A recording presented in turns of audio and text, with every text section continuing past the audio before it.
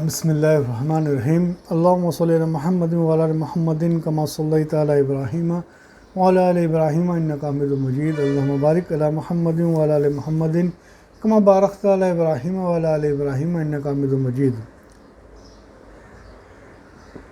چلیے سنتے ہیں مال خرچ کرنے کے فضائل میں کیا اللہ کے نبی صلی اللہ علیہ وسلم فرمائے ہیں کہ اللہ کا حکم ہے۔ اللہ پاک کے کلام اور اس کے سچے رسول سید البشر کے ارشادات میں خرچ کرنے کی ترغیب اور اس کے فضائل یعنی کثرت سے وارد ہیں کہ حد نہیں۔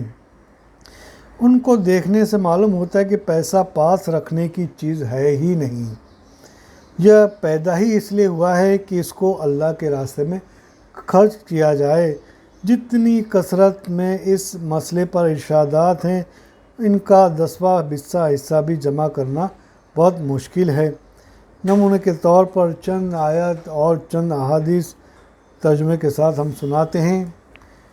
پہلی، یہ کتاب یعنی قرآن شریف راستہ بتانے والی ہے۔ خدا سے ڈرنے والوں کو جو یقین لاتے ہیں غیب کی چیزوں پر اور قائم رکھتے ہیں نماز کو اور جو کچھ ہم نے ان کو دیا ہے ان میں سے خرچ کرتے ہیں، اور وہ لوگ ایسے ہیں جو یقین رکھتے ہیں ایمان لاتے ہیں اس کتاب پر بھی جو آپ پر نازل کی گئی اور ان کتابوں پر بھی جو آپ سے پہلے نازل کی گئی، اور آخرت پر بھی یہ یقین رکھتے ہیں۔ یہی لوگ اس صحیح راستے پر ہیں جو ان کے رب کی طرف سے ملا ہے، اور یہی لوگ فلاح کو پہنچنے والے ہیں۔ اللہ ہم سب کو جو فلاح پر پہنچنے کی توفیق عطا فرمائے۔ اس آیت شریفہ میں کئی مضمون قابل تعریف ہے، قابل غور فکر ہے۔ پہلا کہ راستہ بتانے والی ہے، خدا سے ڈرنے والوں یعنی جس کو مالک کا خوف نہ ہو، مالک کو مالک نہ جانتا ہو، وہ اپنے پیدا کرنے والے سے جاہل ہو، اس کو قرآن پاک کا بتایا ہوا راستہ کب نظر آ سکتا ہے؟ راستہ اسی کو نظر آتا ہے جس میں دیکھنے کی صلاحیت بھی ہو، راستہ اسی کو نظر آتا ہے جس میں دیکھنے کی صلاحیت بھی ہو۔ جس میں دیکھنے کا ذریعہ آنکھ ہی نہ ہو وہ کیا دیکھے گا؟ اسی طرح جس کے دل میں مالک کا خوف ہی نہ ہو وہ مالک کے حکم کی کیا پرواہ کرے گا؟ نماز کو قائم رکھنا یہ ہے کہ اس کو اس کے آداب اور شرائط کی رعایت کرتے ہوئے پابندی اور اہتمام سے ادا کرے، جس کا تفصیلی بیان ہم فضائل نماز میں دے چکے ہیں، انشاءاللہ اس کو بھی ہم کریں گے۔ اس میں حضرت ابن عباس رضی اللہ عنہ کا یہ ارشاد نقل کیا گیا ہے کہ نماز کو قائم کرنے سے مراد یہ ہے کہ اس کے رکوع و سجود کو اچھی طرح ادا کرے، ہمہ متوجہ رہے اور خشوع کے ساتھ پڑھے۔ قتادہ رضی اللہ عنہ کہتے ہیں کہ نماز کا قیام کرنا اس کے اوقات کی حفاظت رکھنا ہے، اور وضو کا اور رکوع کا سجود کا اچھی طرح ادا کرنا بھی ہے۔ اللہ کو پہنچنا، فلاح کو پہنچنا بہت اونچی چیز ہے۔ فلاح کا لفظ جہاں کہیں آتا ہے وہ اپنے مفہوم میں دین اور دنیا کی بہبود اور کامیابی کو لیے ہوئے ہوتا ہے۔ امام راغب رحمۃ اللہ علیہ لکھا ہے کہ دنیاوی فلاح ان خوبیوں کا حاصل کر لینا ہے جن سے دنیاوی زندگی بہترین بن جائے، اور وہ بقا اور غنا اور عزت ہے، اور اخروی فلاح 4 چیزیں ہیں۔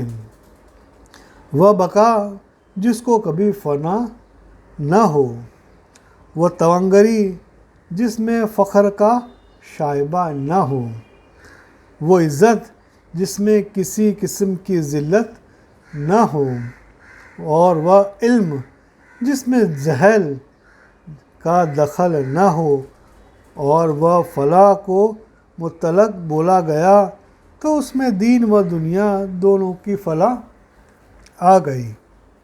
چلے دوسری سنتے ہیں۔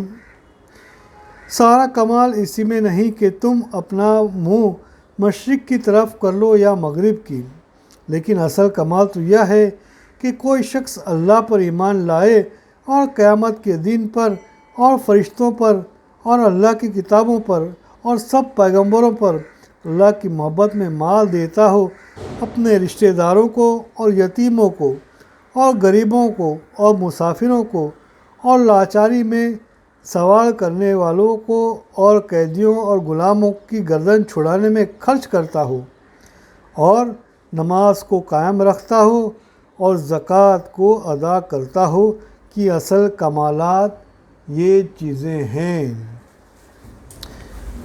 آیت شریفہ میں ان کی بعض اور صفات کا ذکر فرما کر ارشاد ہے کہ یہی لوگ سچے ہیں اور یہی لوگ متقی ہیں۔ حضرت قتادہ رضی اللہ عنہ کہتے ہیں کہ یہود مغرب کی طرف نماز پڑھتے تھے اور نصارہ مشرق کی طرف نماز پڑھتے تھے۔ اس پر یہ آیت شریفہ نازل ہوئی اور بھی معتدل حضرات نے اس قسم کا مضمون نقل کیا گیا ہے۔ امام جساس رحمۃ اللہ علیہ نے لکھا ہے کہ آیت شریفہ میں یہود اور نصارہ پر رد ہے کہ جب انہوں نے قبلہ کے منسوخ ہونے یعنی بیت المقدس کے بجائے کعبہ کو قبلہ قرار دینے پر اعتراض کیا تو حق تعالیٰ شانہ نے یہ آیت نازل فرمائی جو کہ ہم نے سنے کہ نیکی اللہ کی اطاعت میں ہے اور اس کی اطاعت کے مشرق و مغرب کی توجہ کوئی چیز نہیں ہے۔ اللہ کی محبت میں مال دیتا ہو یا مطلب کہ ان چیزوں میں اللہ جل شانہ کی محبت اور خوشنودی کی وجہ سے خرچ کرے، نام و نمود اور اپنی شہرت عزت کی وجہ سے خرچ نہ کرے کہ اس ارادے سے خرچ کرنا نیکی برباد گناہ لازم کے مصداق ہے۔ اپنا مال بھی خرچ کیا اور اللہ جل شانہ کے بجائے ثواب کے گناہ ہوا۔ حضور اقدس صلی اللہ علیہ وسلم کا ارشاد ہے کہ حق تعالیٰ شانہ تمہاری صورتوں اور تمہارے مالوں کی طرف نہیں دیکھتے کہ کتنا خرچ کیا، بلکہ تمہارے اعمال اور تمہارے دلوں کی طرف دیکھتے ہیں کہ کس نیت اور کس ارادے سے خرچ کیا۔ ایک اور حدیث میں حضور اقدس صلی اللہ علیہ وسلم کا ارشاد ہے کہ مجھے تم پر بہت زیادہ خوف شرک کے اصغر کا ہے، یعنی شرک جو چھوٹا ہوتا ہے اس کو شرک کے اصغر کہتے ہیں۔ صحابہ رضی اللہ عنہ نے عرض کیا کہ یا رسول اللہ شرک کے اصغر کیا ہیں؟ حضور اقدس صلی اللہ علیہ وسلم نے فرمایا کہ دکھاوے کے لیے کوئی عمل کرنا۔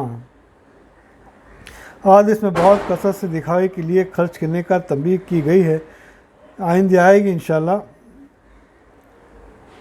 بعض علماء نے خرچ کرنے کی محبت کا ترجمہ کیا ہے، یعنی جو خرچ کیا ہو اس پر مسرور ہو، یعنی یہ نہ ہو کہ اس وقت کو خرچ کر دیا پھر اس پر قلق ہو رہا ہو، میں نے کیوں خرچ کر دیا، کیسے بیوقوفی کی، روپیہ کم ہو گیا وغیرہ وغیرہ۔ اللہ ہم سب کو بھی اس سے حفاظت فرماوے۔ اکثر علماء نے مال کی محبت کا ترجمہ کیا ہے، یعنی باوجود مال کی محبت کے ان مواقع میں خرچ کرے۔ ایک حدیث میں ہے کہ کسی شخص نے عرض کیا یا رسول اللہ مال کی محبت کیا ہے، مطلب کیا ہے؟ مال سے تو ہر ایک کو محبت ہوتی ہے۔ حضور صلی اللہ علیہ وسلم نے فرمایا کہ جب تو مال خرچ کرے تو اس وقت کو تیرا دل تیری اپنی ضرورتیں جتائیں اور اپنی حاجت کا ڈر دل میں پیدا ہو کہ عمر ابھی بہت باقی ہے، مجھے احتیاج نہ ہو جائے۔ ایک حدیث میں ہے کہ حضور اقدس صلی اللہ علیہ وسلم نے ارشاد فرمایا بہترین صدقہ یہ ہے کہ تو ایسے وقت میں خرچ کرے جب تندرست ہو اپنی زندگی میں اور بہت زمانے تک دنیا میں رہنے کی امید ہو۔ ایسا نہ کرے کہ صدقہ کرنے کو ٹالتا رہے یہاں تک کہ جب دم نکلنے لگے تو موت کا وقت قریب آ جائے تو کہنے لگے اتنا فلاں کو دیا جائے، اتنا فلاں کی جگہ دیا جائے، اب تو وہ فلاں کا ہو گیا۔ اللہ ہم سب کو یہ سمجھنے کی توفیق عطا۔ مطلب یہ ہے کہ جب اپنے سے مایوسی ہو گئی اور اپنی ضرورت اور حاجت کا ڈر نہ رہا تو اپنے کہنا شروع کر دیا کہ اتنا فلاں مسجد میں، اتنا فلاں مدرسے کو، حالانکہ اب یہ گویا وارث کا مال بن گیا۔ اب حلوائی کی دکان پر نانا جی کا فاتحہ ہے، جب تک اپنی ضرورتیں وابستہ تھی تب تو خرچ کرنے کی توفیق نہ ہوئی، اور جب کہ ایک دوسرے یعنی وارث کے پاس جانے لگا تو آپ کو اللہ واسطے دینا جذبہ پیدا ہوا۔ اسی واسطے شریعت مطہرہ نے حکم دیا ہے کہ مرتے وقت کا صدقہ 1/3 مال میں اثر کر سکتا ہے، مگر کوئی اس وقت سارا مال بھی صدقہ کر کے مر جائے تو وارثوں کی اجازت بغیر 1/3 سے زیادہ میں اس کی وصیت معتبر نہ ہوگی۔ اس آیت شریفہ میں مال کو یتامہ، مساکین وغیرہ پر خرچ کرنے کے مستقل طور پر ذکر فرمایا گیا ہے۔ آخر میں زکوٰۃ کو علیحدہ ذکر فرمایا ہے، جس سے معلوم ہوتا ہے کہ یہ اخراجات زکوٰۃ کے علاوہ بھی باقی مال میں سے ہیں۔ اللہ ہر بھف کو کہنے سننے سے زیادہ عمل کی توفیق عطا فرمائے۔ سبحان اللہ بحمدہ، سبحانک اللہم وبحمدک، ونشہد ان لا الہ الا انت، نستغفرک ونتوب الیک۔ سبحان ربک رب العزۃ عما یصفون، والسلام علی المرسلین، والحمد للہ رب العالمین۔